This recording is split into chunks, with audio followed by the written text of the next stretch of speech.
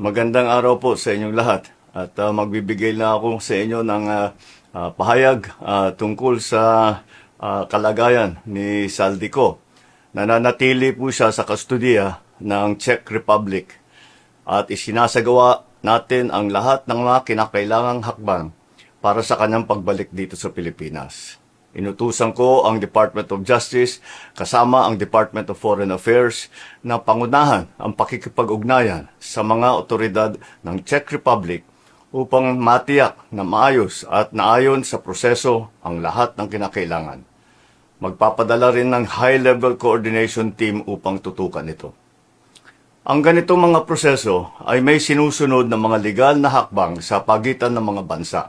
Kaya't nangangailangan na sapat na panahon upang maisagawa ng tama. We will bring Saldico home and we will do so in accordance with the law.